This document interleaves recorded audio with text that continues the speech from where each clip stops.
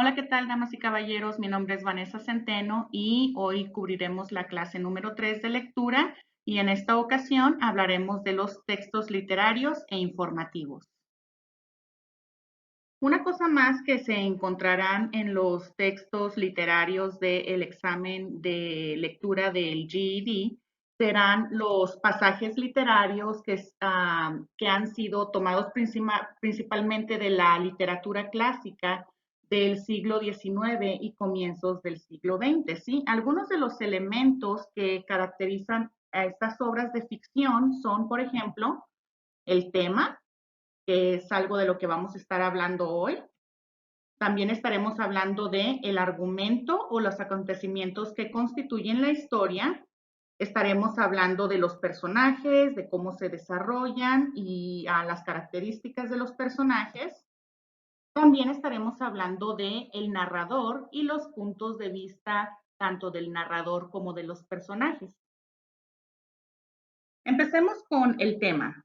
El tema de la historia es la idea central que se desarrolla por detrás de los acontecimientos y de los personajes, ¿sí?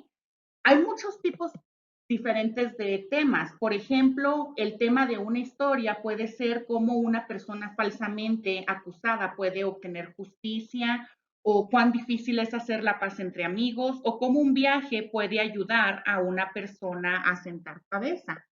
Ahora, es válido decir que el tema, por lo general, no se presenta directamente, ¿sí? Usted deberá descubrirlo a partir de lo que ocurre en la historia, de observar cómo se comportan sus personajes y de ver cómo el autor describe los acontecimientos. Ahora, usted deberá basar sus elecciones en evidencia contenida en el texto. Estos textos presentados en el examen de GED de lectura, ¿sí? Le preguntarán muchas veces por el argumento o acontecimientos que constituyen la historia. El argumento es lo que ocurre en la historia. Ahora, el argumento está compuesto por varios acontecimientos que contribuyen a la idea central. En un argumento típico, ¿sí? Hay un problema central. Algo debe de ser conseguido, aunque a veces las cosas salgan mal, ¿sí? La historia puede tener una resolución. Los problemas son solucionados o reparados. Ahora, usted tendrá que descubrir cuál es el problema y usted tendrá que respaldarlo con una cita en el texto, ¿sí? Por ejemplo, le podrían preguntar, ¿cuál es el problema de este personaje? ¿Qué problema está enfrentando? ¿Sí? O también le podrán preguntar, un ejemplo, digamos, sería, ¿cuál de las siguientes citas respalda la elección del problema central? ¿Sí? Entonces, le pueden estar preguntando cuál es el problema y aparte le pueden preguntar qué oración del texto, ¿sí? Es donde se encuentra o lo hace entender a usted que este es el problema, ¿sí? Y le van a dar diferentes oraciones del texto como parte de sus opciones. También la solución al problema debe de ser respaldada una vez que establezca cuál fue, ¿sí?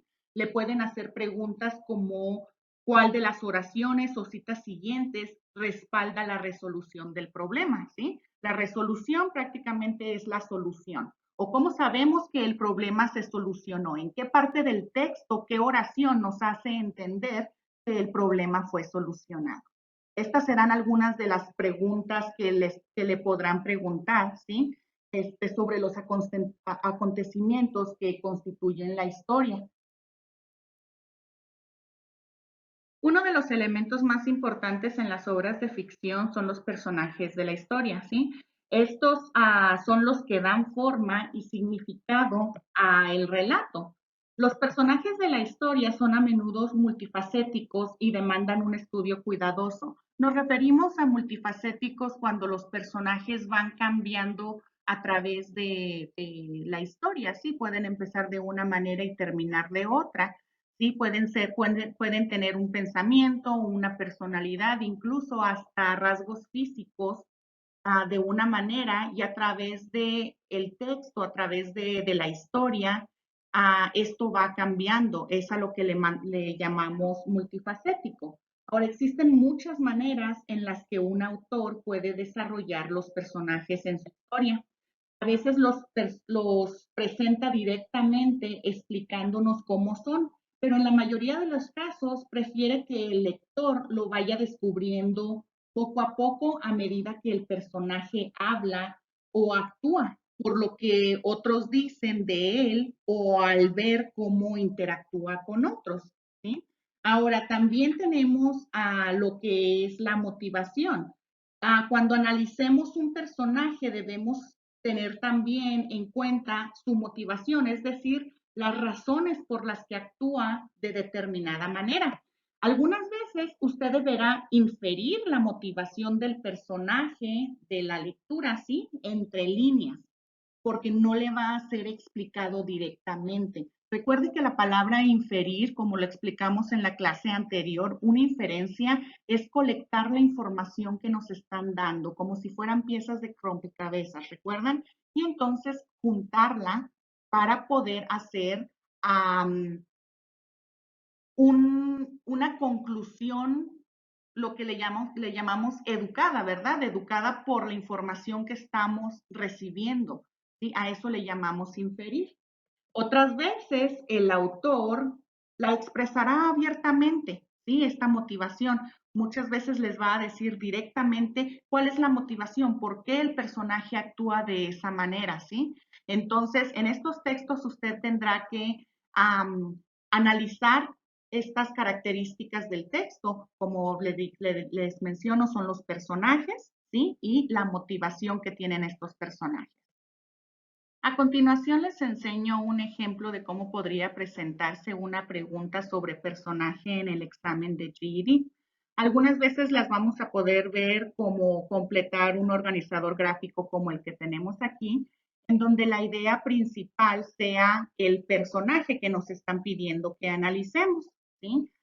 Después de leer tal vez una selección, una lectura corta, en donde uno de los personajes sea una persona como aquí lo tenemos como George, ¿sí? Y después de que hayamos leído esta lectura y hayamos analizado un poco el personaje, tal vez nos puedan preguntar cosas como completa el organizador gráfico sobre algunas de las características de este personaje, ¿sí? Entonces lo que tendremos que hacer aquí prácticamente será ver el banco de palabras que nos están dando, las opciones que nos están dando, y muchas veces será tomar la palabra y arrastrarla al lugar correcto, ¿sí? Digamos de que en este caso descubrimos en la lectura que George es entusiasta, entonces tomaríamos la palabra y la arrastraríamos si es de la forma en que se tiene que hacer. Tal vez nos están diciendo que la escribamos también, ¿verdad? Entonces, en vez de arrastrarla, simplemente la copiaríamos. Digamos que también es ansioso, entonces también tomaríamos la palabra y la pondríamos dentro del organizador gráfico y tomaríamos nuestra última opción o depende de cuántos espacios nos estén ofreciendo en nuestro organizador gráfico para completar, ¿sí? Entonces, esta puede ser más o menos una de las maneras en las que usted va a ver algunas preguntas en su examen de GED. Cuando hablamos de los personajes tenemos que pensar en sus rasgos e interacciones. Debemos prestar mucha atención a las palabras que un autor usa para describir los rasgos o las características de sus personajes. Estas características pueden ser físicas o de personalidad. También tenemos que prestar atención a las interacciones entre los personajes. Los personajes de la ficción interactúan entre sí y al hacerlo revelan rasgos personales o de los otros personajes en la historia. Además, la forma en que esos personajes con rasgos diferentes interactúan y reaccionan entre sí pueden ser el disparador de situaciones o acontecimientos en el relato. Es importante observar las diferentes formas en que los personajes de ficción interactúan entre sí. Vamos a observar el siguiente texto, es un Es un texto muy corto, ¿sí? En donde vamos a poner en práctica las interacciones entre los personajes. El texto dice, volvía uno del trabajo cansado y a veces con un humor de mil diablos, pero ella no contestaba nunca con rudeza a las rudas palabras mías. Cariñosa, apacible, no sabía qué hacer conmigo y se desvivía incluso cuando yo tenía poco dinero a casa para prepararme siempre un plato sabroso. La observaba uno y se le ablandaba el corazón, y al cabo de un ratillo la abrazaba y le decía, perdona, querida Irina, he estado muy grosero contigo, pero compréndelo, hoy no me ha ido bien en el trabajo. Y de nuevo reinaba entre nosotros la paz y la tranquilidad volvía a la calma, a mi alma. Bueno, entonces en este texto, una de las cosas que sabemos o que nos están presentando en este texto son dos personajes. El primero es un hombre. Sabemos que es un hombre, aunque no nos están dando mucha información de él, ¿sí? O sea, quiero decir, no nos están describiendo extensamente al personaje principal. Primeramente parece que el personaje principal es el mismo narrador de la historia, ¿sí? Um, Sabemos que es un hombre, usa la palabra uno, refiriéndose a él mismo, y cansado, ¿sí? Masculino. Entonces esto nos dice que es un hombre, el narrador de la historia parece ser el personaje principal. También aquí, en la misma historia, vemos otro personaje, el personaje de Irina. Ahora, Irina bien podría ser su esposa, su novia, no sabemos exactamente qué son, pero sabemos que es la pareja de nuestro narrador, ¿verdad? Viven juntos, ¿sí? Esto es algo que sabemos de ellos. Otra cosa que sabemos del personaje principal o del narrador, ¿sí? Al parecer tiene un trabajo difícil, ¿sí? Regresa varias veces de mal humor, ¿sí? Esto sabemos de él, tal vez es un poco testarudo, tal vez es un poco rudo. Ahora, ¿qué sabemos de Irina? De Irina sabemos que es cariñosa, es apacible, ¿sí? Um, Se desvive por su pareja, cocina, ¿sí? Y al parecer lo comprende, ¿verdad? Dentro de lo que nosotros hemos podido ver en esta historia, lo comprende y tiene la capacidad de hacer que las cosas vuelvan a la tranquilidad, ¿sí?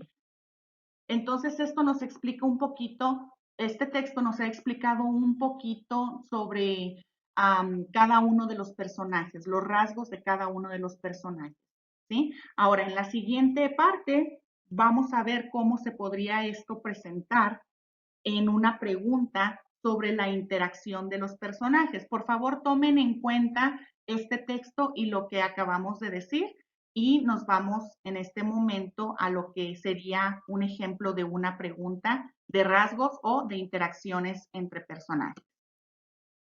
Basado en el texto que acabamos de leer, podríamos encontrar una pregunta que nos pregunte sobre la interacción entre estos personajes, ¿verdad? Podría ser algo como, ¿qué efecto tiene el carácter de Irina sobre su marido? Entonces, otra vez analizando el texto y lo que nos dijeron un poco sobre los personajes, sobre sus rasgos, ¿sí? Sabemos de que, otra vez, él es un hombre, a veces regresa muy cansado del trabajo, puede ser un poco rudo con ella, ¿verdad? ¿Qué sabemos sobre Irina? Irina es cariñosa, es apacible, se desvive por él, le cocina, en pocas palabras, ve por él, ¿verdad? Entonces, esto es lo que sabremos sobre Irina, ¿sí? Ahora, en el texto también nos están dando más información sobre el efecto o la relación entre los personajes, ¿sí? Ellos se entienden obviamente, ¿verdad? Entonces aquí en el texto nos están dando un poco de información sobre qué efecto tiene el carácter de Irina sobre su marido. Todavía sin leer mis opciones, yo puedo encontrar en el texto partes que me indican sobre este carácter, ¿sí? Aquí, por ejemplo, nos mencionaban que a uno se le ablanda el corazón después de ver, obviamente, los cuidados que ella tiene con el personaje, ¿verdad? Aquí al final también nos dice que después de estar de ese mal humor y de ver cómo Irina es con él, ¿sí? De nuevo reinaba, hacía que reinara la calma entre ellos y la tranquilidad volvía a su alma, ¿sí? Entonces, estas son claves que nos están dando la respuesta, ¿sí? ¿Qué efecto tiene el carácter de Irina sobre su marido? Vamos a ver nuestras opciones. En la primera dice, Irina lo incitaba a trabajar más fuerte y a progresar. Si vemos todas las palabras que tenemos subrayadas aquí, no hay nada que nos diga en ningún momento que ella, aunque sea algo positivo, ¿verdad? Que lo incite a progresar. En ningún momento aquí en la lectura nos están insinuando nada de eso, no nos están diciendo nada de eso en el texto. ¿Sí? Entonces la opción A no sería una buena opción para nuestra respuesta. ¿Sí? Entonces vamos a eliminar la A. Ahora vamos a la B. Dice, la bondad de Irina le quitaba el mal humor y lo calmaba. Vamos a nuevamente a ver las claves que nos están dando, ¿sí? La información que nos está dando. Hacía que se le ablandara el corazón, ¿sí? Y Irina hacía que reinara la paz otra vez entre ellos y la tranquilidad volvía, ¿sí? Todo esto también nos está diciendo, todo lo que subrayamos sobre Irina, sí nos está diciendo que Irina es una persona bondadosa y obviamente lo que tenemos subrayado en azul también refuerza la idea de que le quitaba el mal humor y lo calmaba. Así que esta puede ser una muy buena opción, pero vamos a seguir en las siguientes opciones. Él le tenía lástima y nunca le decía cosas desagradables. Eso no es cierto, ¿sí? De hecho, aquí nos están diciendo que usaba palabras rudas a veces, ¿verdad? Llegaba de mal humor y le mal contestaba a Irina, podía ser rudo. Así que eso simplemente no es cierto. El mismo texto nos está dando indicios de que sí le decía palabras duras. Entonces la C no es una buena opción tampoco. Vamos a la D. Dice, él estaba tan ansioso por agradar a ella como Irina a él. También prácticamente eso no es cierto, ¿sí? Aunque sí se sentía mal y le pedía perdón, ¿sí? A veces su humor le ganaba prácticamente, ¿verdad? Podemos decir eso. Entonces, la D tampoco es una buena opción. Entonces, aquí tenemos que la B sería nuestra respuesta correcta. El carácter bondadoso de Irina era lo que le permitía a su marido superar sus momentos de mal humor.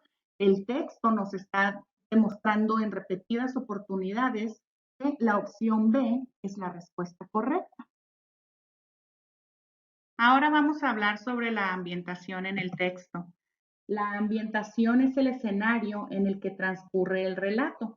A veces el autor no describe en detalle la ambientación y usted deberá inferirla, ¿sí?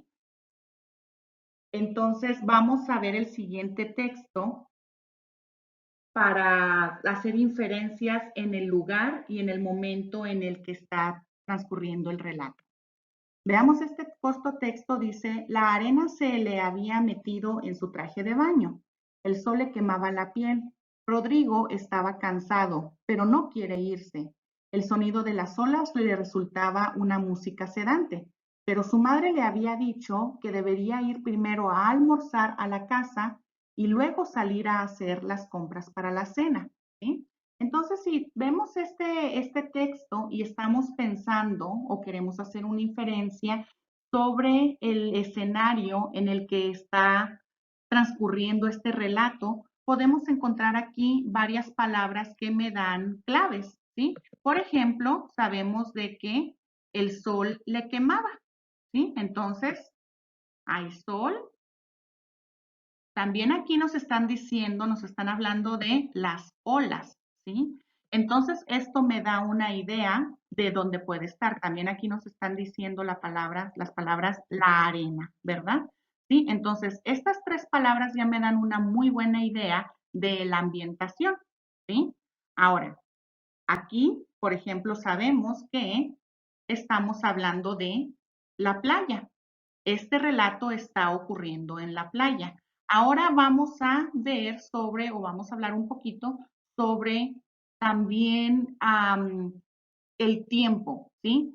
Ambientación también, el ambiente también puede ser, no solo el lugar, puede ser también de tiempo, ¿sí? Aquí nos está diciendo que debería de ir primero a almorzar, ¿sí? Entonces esto también me está dando una idea de la hora del día en que es. Esto también, como les digo, es parte de la ambientación. Entonces, al ver esto, me dice que esto está sucediendo cerca del mediodía, ¿sí? Entonces, nunca me dijeron exactamente que Rodrigo estaba en la playa, tampoco me dijeron que era mediodía, ¿sí? Simplemente me dieron las claves, simplemente me dieron la información, los detalles que me iban a ayudar a inferir um, dónde estaba sucediendo o el escenario de este relato. Ahora pasaremos a la segunda parte de nuestra clase y hablaremos de los textos informativos. La primera parte, como ya vimos, fueron los textos de ficción. Ahora será los textos informativos. Muchos de los pasajes de la lectura que aparecen en el examen de GED son textos informativos o de no ficción, es lo mismo. Es decir, se refieren a gente y acontecimientos reales y no han sido tomados de la literatura, ¿sí? Los textos informativos pueden incluir cartas, discursos, informes, artículos de periódicos y revistas, así como también textos generales sobre temas que no son de ficción, como estudios científicos o sociales. Un cierto número de textos informativos incluirá también documentos históricos. La lectura y el análisis de textos informativos presentan dificultades diferentes de las que encontramos en los textos literarios, ¿sí? En el examen usted deberá usar diferentes destrezas de lectura y responder a diferentes tipos de preguntas, ¿sí? Ahora, muchos de los documentos históricos que forman parte del examen de GED son los que se denominan textos fundacionales. Es decir, son documentos que están relacionados con cuestiones básicas de la historia de los Estados Unidos. Usted encontrará textos seleccionados de, por ejemplo, la Carta de Derechos, la Constitución de los Estados Unidos de América y otros textos similares que corresponden a las primeras épocas de la historia de este país. Observe por favor este ejemplo. Si este es un buen ejemplo de algo que podríamos encontrar en una pregunta de un texto informativo en el examen de lectura del GED, ¿sí? Este es un ejemplo de un texto fundacional, ¿sí? Recuerden que estos textos, como les dije, es sobre cuestiones básicas de lo que fue la historia de Estados Unidos. Y aquí tenemos la Constitución de los Estados Unidos.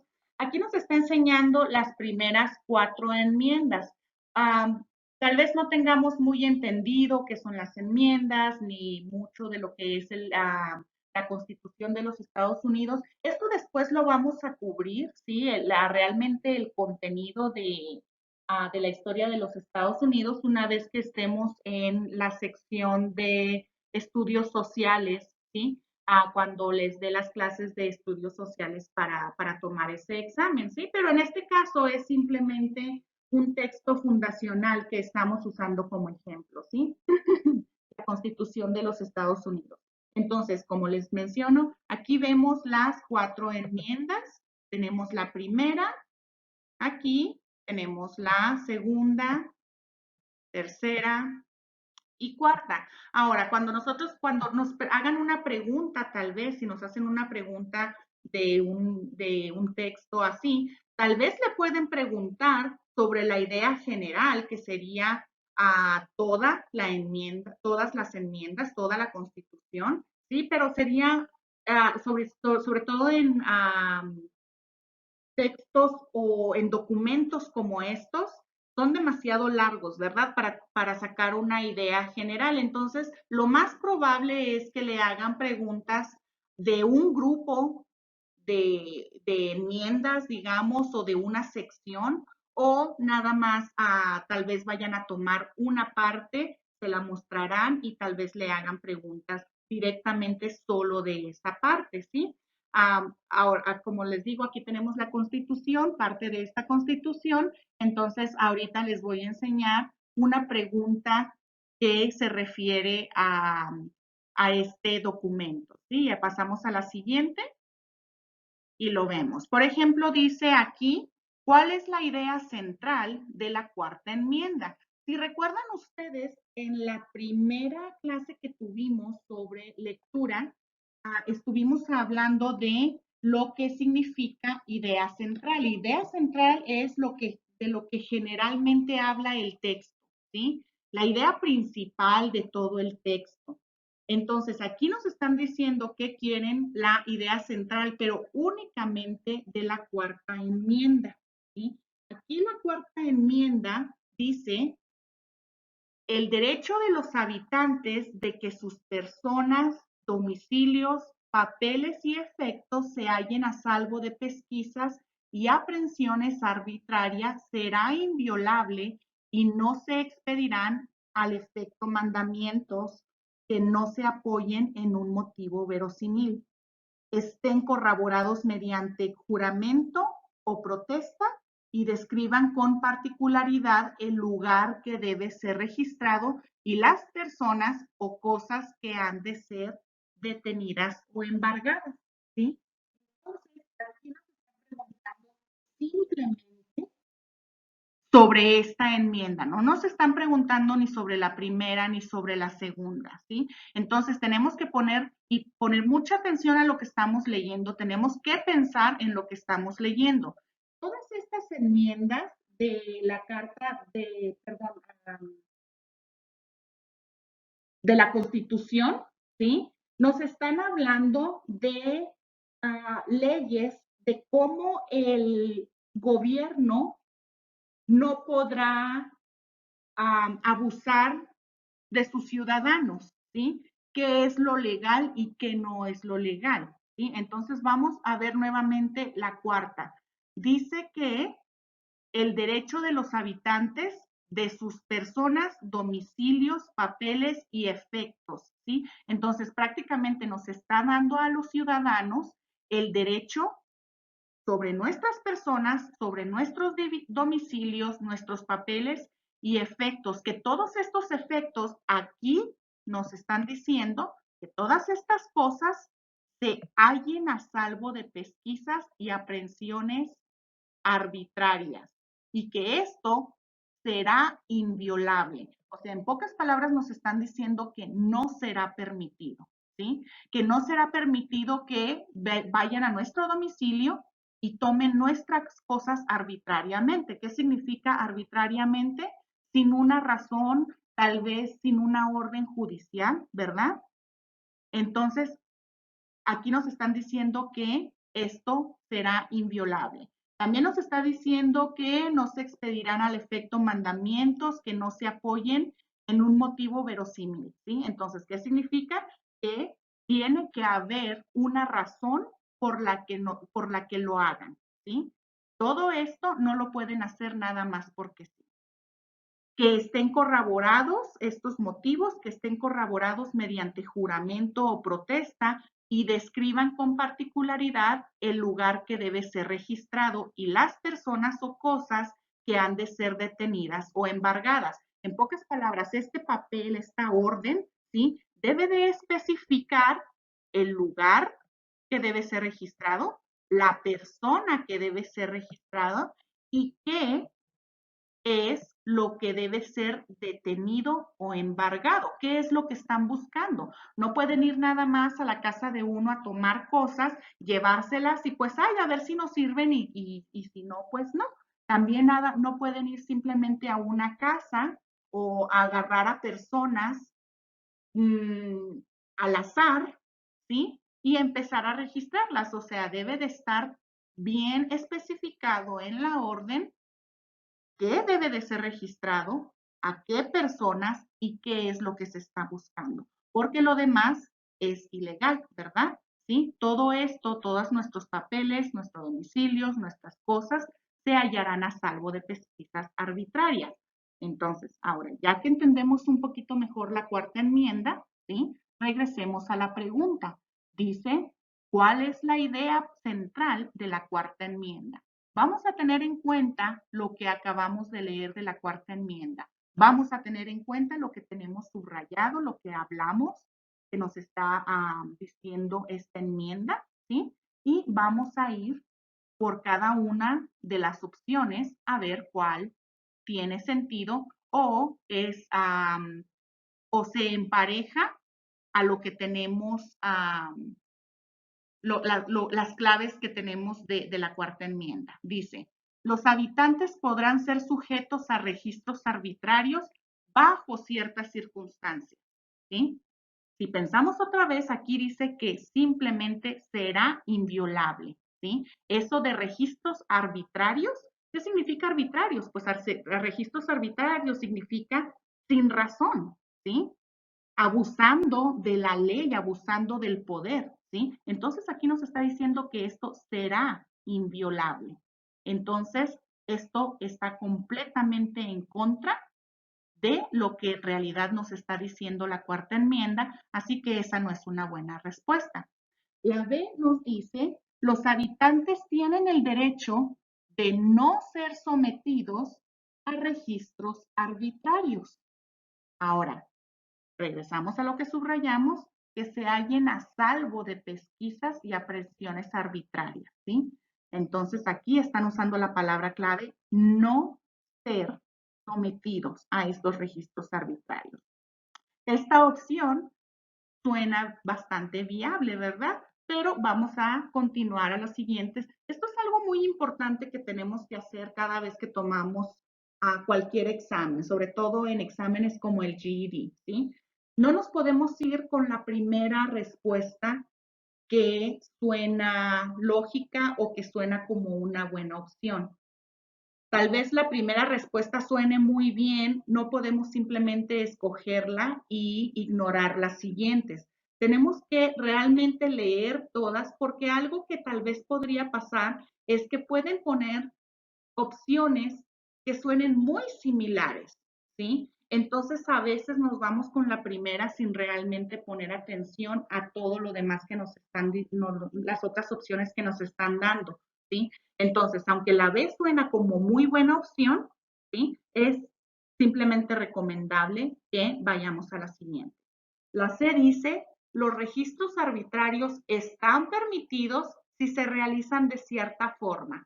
No, tampoco eso está permitido. Simplemente la palabra arbitrarios están hablando sobre abuso de poder. Aquí el abuso de poder, aunque tengan, aunque tengan cierta forma de hacer las cosas, aunque a veces den alguna orden, como dice aquí, debe de describir particularidades sobre el registro, la persona y lo que deben de embargar, no debe nunca de ser de una forma arbitraria. Entonces, al decirnos que los registros arbitrarios están permitidos, eso simplemente descarta la opción, ¿sí? Vamos a la siguiente, dice, el gobierno tiene el derecho de administrar los registros arbitrarios. Otra vez tenemos arbitrarios y que se tiene el derecho, ya sea por el gobierno, por quien sea, ¿sí? Nos está diciendo que hay derecho para arbitrariedades y recuerden, simplemente no hay lugar para arbitrariedades. Entonces también esta no es una buena opción, lo que nos deja finalmente con la respuesta correcta, que es la B.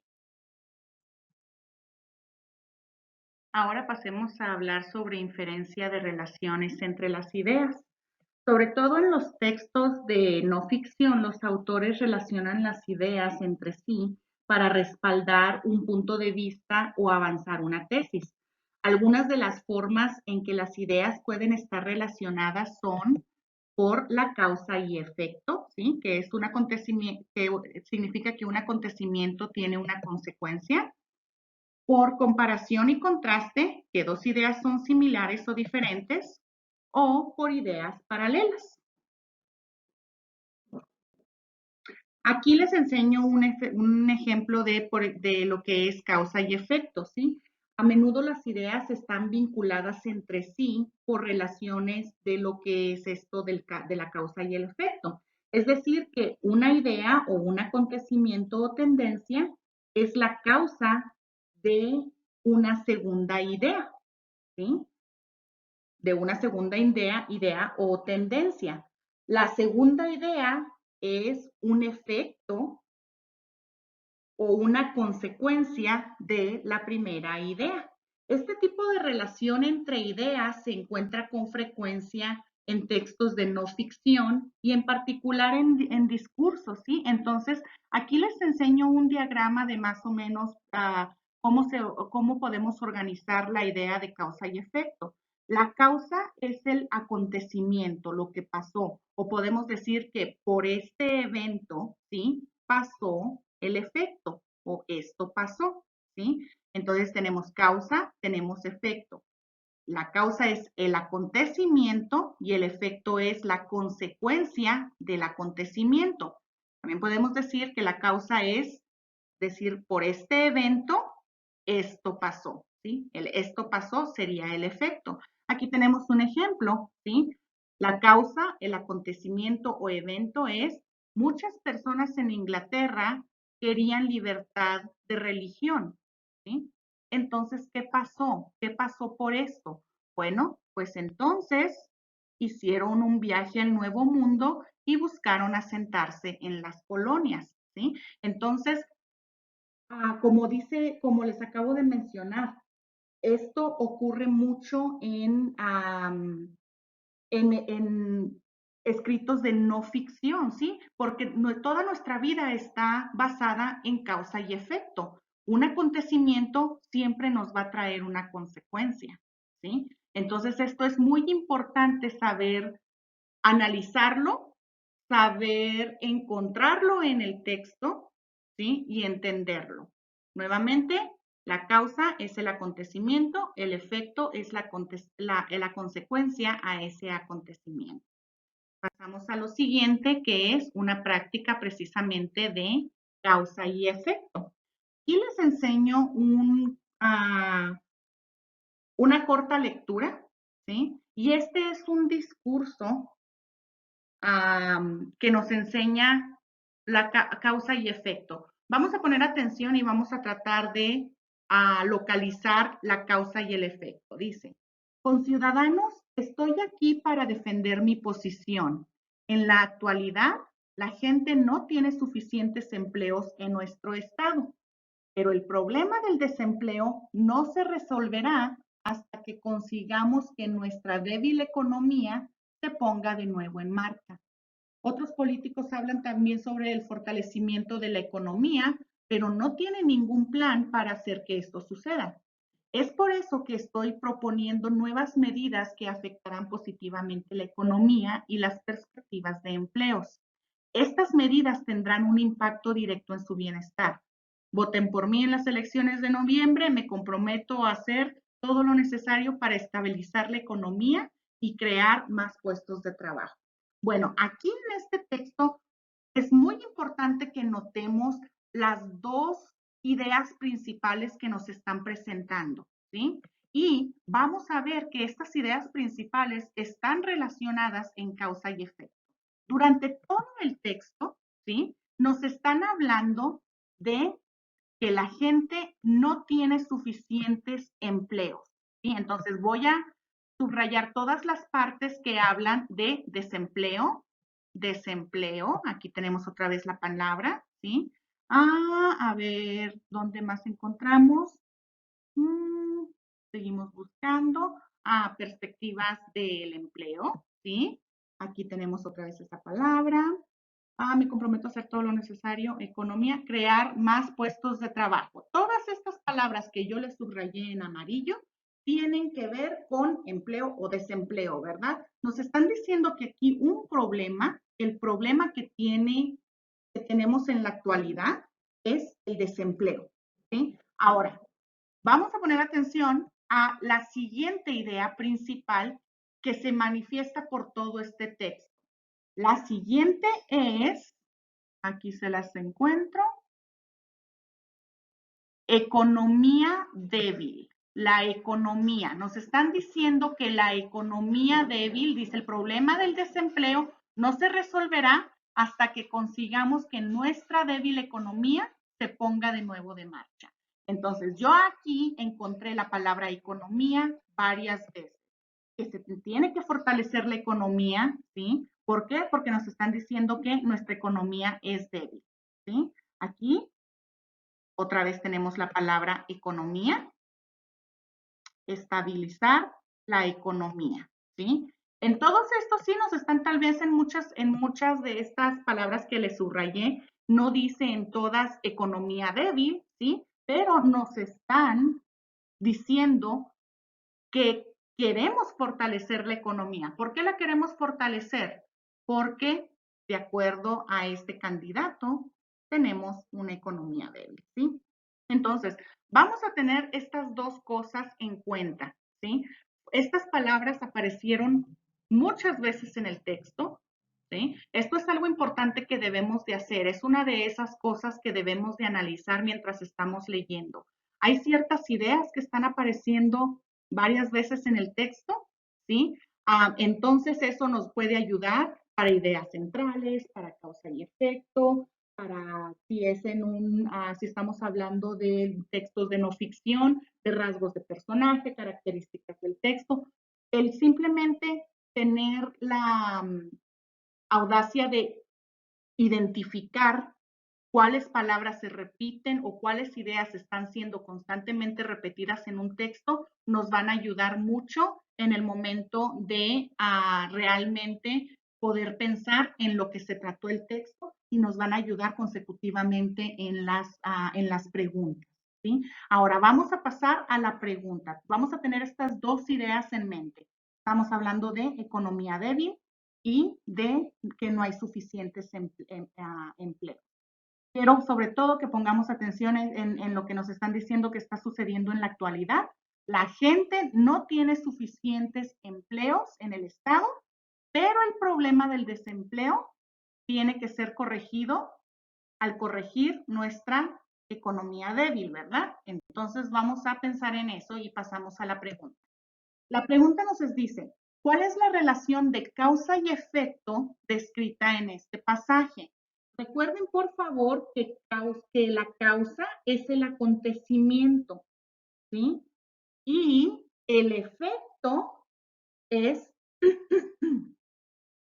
cuál es la consecuencia de ese acontecimiento, ¿sí? Entonces, vamos con las respuestas. Dice, entre el crecimiento del empleo y los políticos. Entonces nos están diciendo que la causa, ¿sí?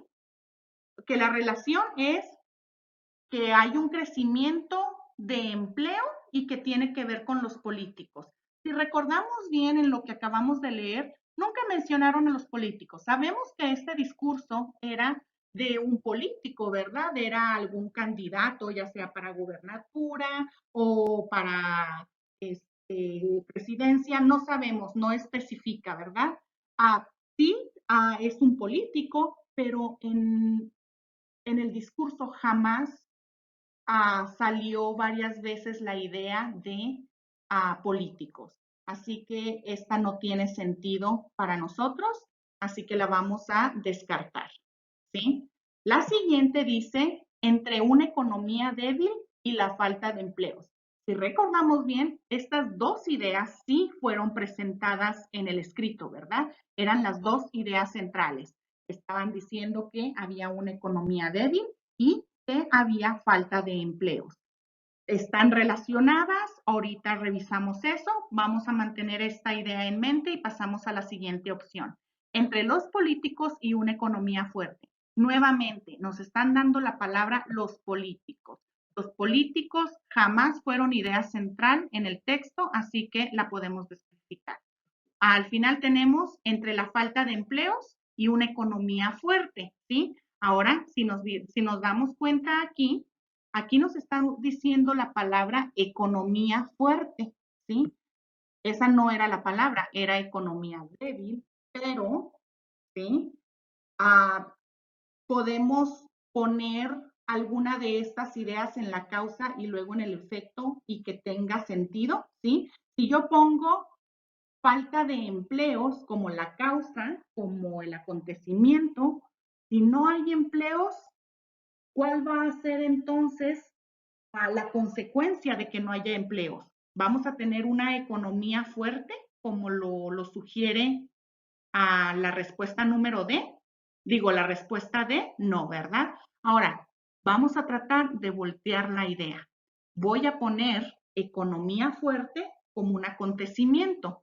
Si pongo economía fuerte como la causa, si tenemos una economía fuerte, entonces, ¿cuál va a ser el efecto? ¿Falta de empleos? ¿Sí? Que sería la segunda idea aquí. Si tengo una economía fuerte, entonces va a haber falta de empleos. No tiene sentido tampoco, ¿verdad? Entonces, no importa en qué orden lo ponga, simplemente tampoco tiene sentido, ¿sí? Entonces, esto me deja con la respuesta B como la mejor. Ahora vamos a acomodarla dentro de lo que es la causa y el efecto y ver si tiene sentido. Yo aquí ya lo hice, así que lo podemos ver claramente, ¿verdad? Nos está diciendo que el acontecimiento es la falta de empleos. ¿Y qué causa la falta de empleos? No qué causa, perdón, ¿qué efecto tiene? ¿Sí? ¿Qué, qué, qué, uh, ¿qué va a pasar si hay, cuál será la consecuencia? Perdónenme. ¿Cuál será la consecuencia o el efecto de las causas de empleo? Entonces vamos a tener una economía débil, ¿sí? Entonces, esta es la que nos enseña la relación entre la causa y efecto del texto que acabamos de leer, lo cual B sería nuestra respuesta correcta. Muy bien. Ahora pasemos a lo segundo que era sobre las inferencias de relaciones entre textos. Ahorita acabamos de cubrir lo que era causa y efecto. Ahora vamos a hablar de comparación y contraste, ¿sí? Frecuentemente un autor usa relaciones de comparación y contraste entre las ideas contenidas en un pasaje. Al establecer este tipo de relaciones, el autor nos explica por qué dos ideas son similares o son diferentes, ¿sí? Si recuerdan, comparación y contraste es lo que significa. Cuando comparamos, estamos buscando cómo las ideas son iguales o similares, ¿verdad? Y cuando decimos la palabra contraste, estamos buscando cómo las ideas son diferentes entre sí, ¿sí? Entonces vamos a observar este pedacito del texto que tenemos, ¿sí? Dice, los animales cazan de diferentes maneras. Algunos animales lo hacen a través del olfato, como los perros. Otros lo hacen a través del oído, como los murciélagos. Los halcones cazan con los ojos por la agudeza de su visión. La serpiente de cascabel caza percibiendo el calor de su víctima, ¿sí? Entonces aquí es un parrafito súper cortito. Obviamente en la prueba de GED, las lecturas no van a ser así de cortas, van a ser mucho más largas, pero aquí nosotros por causas del tiempo, ¿sí? De tratar de hacer esto lo más efectivo y rápido posible, se los doy en párrafos muy cortitos que van directo al punto, ¿sí? Entonces tenemos este parrafito y miren la pregunta, dice, ¿cuáles son las ideas que se contrastan en este pasaje? Las diferentes formas en que los animales, ¿qué? En que los animales ven, en que los animales oyen, en que los animales cazan o en que los animales se mueven. Otra vez, si ponemos en práctica lo que les dije anteriormente sobre una buena idea y una buena estrategia cada vez que leemos es encontrar palabras que se repiten o ideas que se repiten para de ahí tratar de sacar lo que es la idea principal del texto. Como les dije, en realidad se puede aplicar en todos los textos. Vamos a hacer eso mismo. Yo aquí una palabra que noté que se repite mucho en este texto, ¿sí? Es la palabra casan o cazar, ¿sí? Sus presas, ¿sí? Entonces, aquí nos están preguntando cuáles son las ideas que se contrastan, las ideas que son diferentes, ¿sí? En el pasaje. Bueno, aquí yo veo que están hablando sobre cómo los diferentes animales hacen qué. Aquí nos están diciendo que los animales cazan, permítanme, se me perdió mi apuntador, cómo los animales cazan, ¿sí? Y recuerden, es el contraste. No todos los animales cazan igual. Aquí nos están dando un contraste de cómo los animales cazan o de diferentes maneras, ¿verdad? Recuerden, la palabra contraste significa de diferentes maneras. Entonces, aquí, este es el contraste, la forma en que ellos cazan. Otro punto importante que cubrir en estos textos de no ficción es el punto de vista y el propósito del autor. El punto de vista del autor es su postura o es lo que el autor piensa sobre el tema que presenta. El punto de vista del autor puede estar explícito, es decir, que puede ser declarado directamente o puede estar disimulado o implícito. Si está implícito, el lector deberá inferirlo a partir de los indicios contenidos en el texto o de la información que vemos en el texto. Ahora, el propósito del autor es aquello que el autor espera conseguir al escribir un texto. El autor puede esperar conseguir tres diferentes cosas, ¿sí? O tres cosas diferentes. La primera es que puede tratar de persuadir al lector. Persuadir significa convencer a una persona de pensar o hacer algo que ya sea el autor, en este caso, quiere que el lector piense o haga, ¿sí? El siguiente puede ser informar. Informar es simplemente dar información, dar los hechos sobre algo, ¿sí? Y el último propósito que puede tener el autor es entretener. Ahora, persuadir e informar, ¿sí?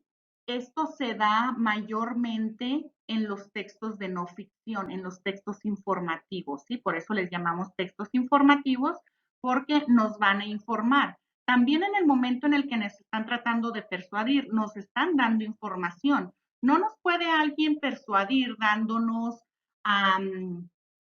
información ficticia o información que no es real, ¿verdad? Nos tienen que dar los hechos reales para que nosotros podamos ya sea hacer lo que el autor nos está pidiendo que haga o que pensemos de la forma en que el autor quiere que pensemos, pero solo lo vamos a hacer con hechos reales, ¿verdad? Entonces, esto será el propósito del autor persuadir e informar.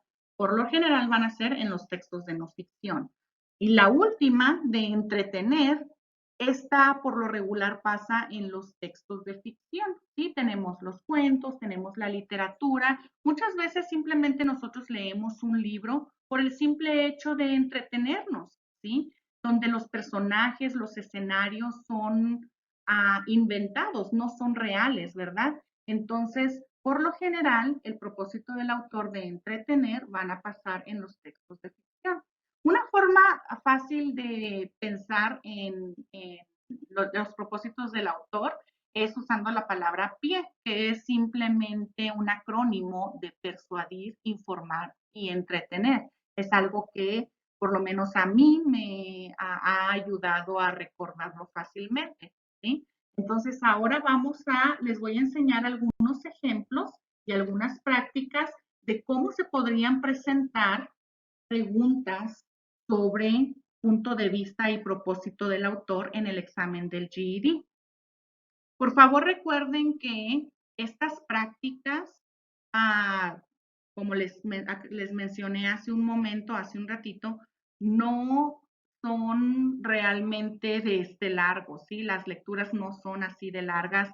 Estas son muy, muy pequeñitas. Les estoy nada más tomando la parte principal del texto, otra vez, por situación de tratar de hacer rendir el tiempo, ¿ok? Esta es una práctica de punto de vista. Dice, Bucarest, la capital de Rumania, fue oficialmente fundada en 1495 por el príncipe Vlad Tepes.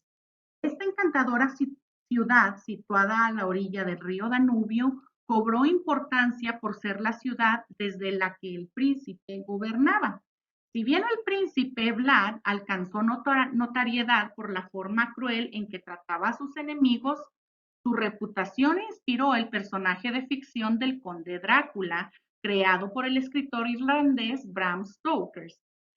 Era un sensato y valiente defensor de la gente a la que gobernaba, ¿sí? Entonces, aquí en este texto nos están hablando de Rumania, nos están hablando, empiezan hablando de la capital de Rumania, ¿sí? Bucarest, ¿sí? Y también nos están hablando, y lo que vemos varias veces aquí, de Vlad Tepes, el príncipe Vlad Tepes, que era obviamente su gobernante, ¿sí? Entonces, aquí otra vez no lo mencionan por nombre, pero al momento de decir a príncipe y que gobernaba, sabemos que estamos hablando de Vlad Tepes, ¿sí? Entonces nos están diciendo, ¿qué información nos están dando? Nos están diciendo que él fue reconocido, ¿verdad? Alcanzó notariedad por cómo trataba a sus enemigos. Y todos conocemos la famosísima historia de Conde Drácula, ¿verdad? Pero en el Conde Drácula sí hablan de cómo trataba a sus enemigos, cómo los torturaba, ¿verdad? Pero por lo general lo describen como un personaje cruel, sin importar con quién, él era un personaje cruel, ¿verdad? En esta historia que escribió a Bram Stoker, ¿sí? Que fue el escritor de Conde Drácula. Entonces aquí, en la verdadera historia, lo que nos está diciendo este texto, sí nos dice que trataba a sus enemigos de una forma muy cruel, pero sin embargo, también nos están diciendo que en realidad él era sensato y valiente defensor de la gente a la que gobernaba, o sea, de la gente de Bucarest, Rumania, ¿sí? Entonces vamos a tomar esta información en cuenta. Ahora vamos a ver qué es lo que nos preguntan. La pregunta es, ¿cuál de las afirmaciones siguientes refleja mejor el punto de vista del autor sobre Vlad Tepes? Otra vez, vamos a pensar lo que nos están preguntando. Nos están preguntando del punto de vista o la postura de lo que el autor piensa. ¿Qué piensa el autor? ¿Ok? Sobre Vlad Tepes. Vamos a ver nuestras opciones. El príncipe Vlad era un mal gobernante. Esa es nuestra primera opción. La segunda dice, nadie temía a Vlad Tepes. La siguiente dice, Vlad Tepes ha sido descrito injustamente.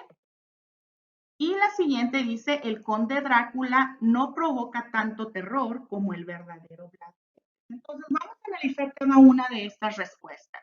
En la primera nos están diciendo que él era un mal gobernante, ¿sí? Aquí vamos a designarles un color a cada uno, ¿sí? Vamos a designarle el anaranjado para analizar esta pregunta. Esta respuesta. Nos están diciendo que él era un mal gobernante.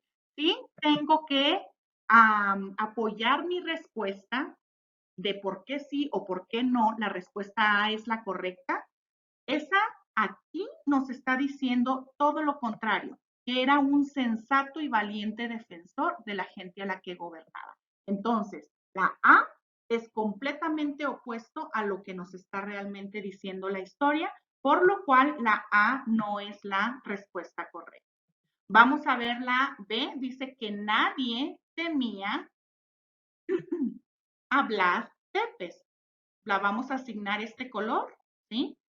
A la respuesta B. Aquí en el texto nos está diciendo que él era cruel, perdón, déjenme cambio el color nuevamente,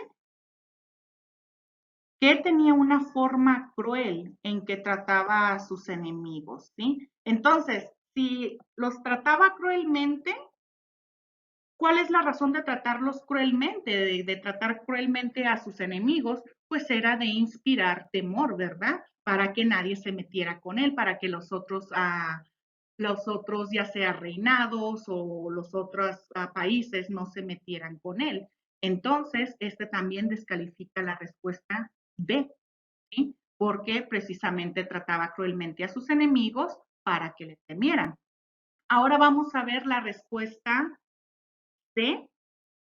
La C nos dice que Vlad Tepes, permítanme cambiar el color, ha sido descrito injustamente, ¿sí? Ahora vamos a ver en el texto qué parte nos puede decir algo así. Aquí nos estaban diciendo, voy a volver a poner la parte donde dice que él era cruel con sus enemigos, ¿verdad? Aquí lo podemos ver que era cruel con sus enemigos y que esto le ganó su reputación del personaje de ficción de Conde Drácula, ¿verdad? Pero miren al final qué es lo que nos está diciendo. Nos está diciendo que era un sensato y valiente defensor de la gente que gobernaba, ¿sí? Entonces, este personaje, por haber sido cruel con sus enemigos, es que inspiró la historia de ficción del Conde Drácula, ¿sí?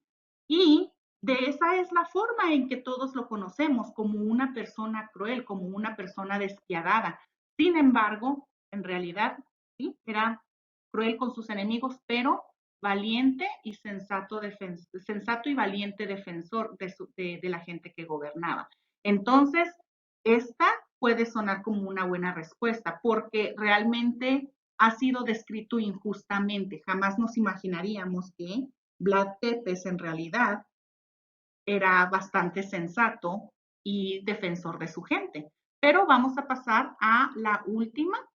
La última respuesta nos dice que el conde Drácula no provoca tanto terror como el verdadero Vlad Tepes. No hay nada aquí en la historia, en el texto que diga algo así, ¿verdad? Pero simplemente si juntamos toda esta información, sabemos que en definitiva esta no es una respuesta correcta, ¿sí? Puesto que el verdadero Vlad Tepes, pues sí inspiraba terror al ser cruel con sus enemigos, ¿verdad? Y precisamente de ahí es de donde salió la historia del conde Drácula. Entonces eso nos deja con la respuesta C, siendo la mejor respuesta para nuestra pregunta. Ahora pasemos a una práctica del propósito del autor. Recuerden que el propósito del autor es aquello que el autor espera conseguir al escribir un texto.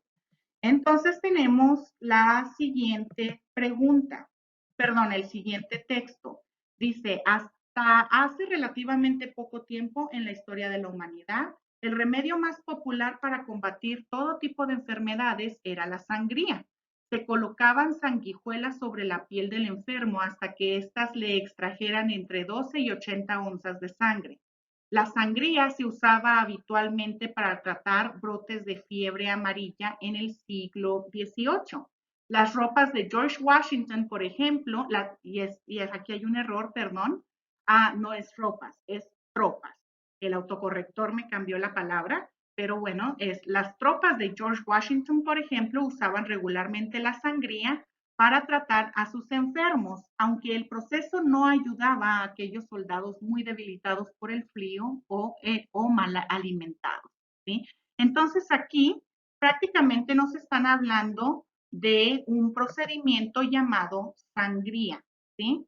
Este procedimiento nos explican, perdón, en este procedimiento nos están explicando cómo funciona la sangría.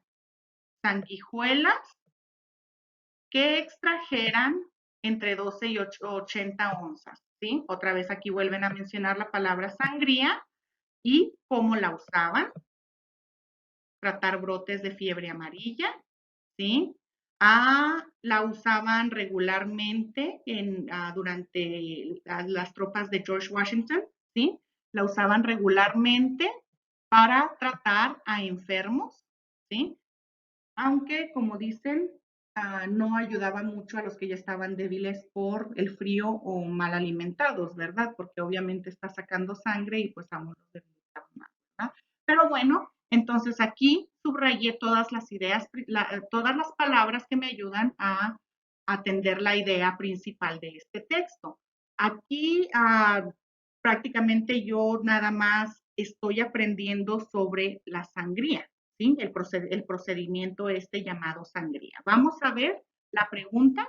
Dice, ¿por qué escribió el autor este pasaje? En pocas palabras, ¿cuál era el propósito del autor de escribir este pasaje? ¿Qué esperaba conseguir? Vamos a ver las opciones. Uno, para informar al lector sobre el tema, ¿sí? Recuerden que la palabra informar simplemente significa dar hechos, ¿sí? Darnos hechos sobre algún tema, ¿sí? O una idea. Vamos a la respuesta B. Para persuadir a los lectores a que hagan algo. Otra vez, el significado de persuadir significa de convencer, ¿verdad? En este párrafo nos están tratando de convencer de que hagamos algo o pensemos de alguna manera. Vamos a la respuesta C. Para explicar a los lectores cómo solucionar un problema, ¿sí? Nos están explicando algo en esto y yo pienso que lo que nos están explicando es la sangría y cómo funcionaba, ¿verdad? Cómo la usaban. Ah, pero aquí nos están diciendo que es para solucionar un problema. Vamos a pensar sobre eso y vamos a ver la respuesta D. Para dar instrucciones sobre cómo realizar una tarea. Una tarea diciendo cualquier cosa, ¿verdad? Podría ser. Entonces vamos a analizar estas respuestas. Para informar a los lectores sobre el tema, nos están informando, nos están dando información sobre un tema. Yo pienso que sí, nos están dando información sobre el tema de la sangría, ¿verdad? Nos están dando hechos. La siguiente nos dice que para persuadir, nos están tratando de convencer a algo, nos están tratando de convencer de que a la sangría la debemos de seguir usando ahora en nuestros tiempos o de que era un buen método, ¿sí? Pensemos en eso. Para explicar otra vez cómo solucionar un problema cualquiera. O sea, aquí me están hablando de cómo puedo solucionar el problema de un enfermo, de estar enfermo, pero también esta palabra, un problema, sin ser específicos, podría ser, me están explicando cómo solucionar un problema si mi carro se me queda tirado en medio de la autopista, ¿sí? Entonces, pensemos sobre eso y dar instrucciones sobre cómo realizar una tarea, ¿sí? Nos están diciendo cómo más o menos, un poquito, nos están dando un poquito de información de cómo funcionaba esto de la sangría. Nos decían que sobre la sanguijuela sobre la piel, ¿verdad? Y que tenían que extraer esta cantidad de sangre. Sin embargo, al decirnos una tarea y no ser específicos, pues prácticamente una tarea puede ser cualquiera, o me pueden decir cómo arreglar mi carro paso a paso. Pues no, ¿verdad? Entonces, dadas todas estas respuestas, la mejor respuesta a mi pregunta sería la A, para dar información sobre un tema. ¿Sobre cuál tema nos están dando? Sobre la sangría. Entonces, esta es la forma de estudiar un texto para encontrar el propósito del autor. Bueno, damas y caballeros, muchísimas gracias por estar con nosotros. Les agradezco su tiempo. Espero que esta clase les sirva y les haya dado buenas ideas y buenas estrategias para atacar estos dos puntos de lectura, los textos informativos y los textos de ficción. Por favor, revisen el área de las presentaciones de PowerPoint, por favor, ya que ahí les pondré más información y estará más detalladamente informados en nuestras presentaciones de PowerPoint. Es las que cubren el capítulo 5, perdón, capítulo 4 y capítulo 5.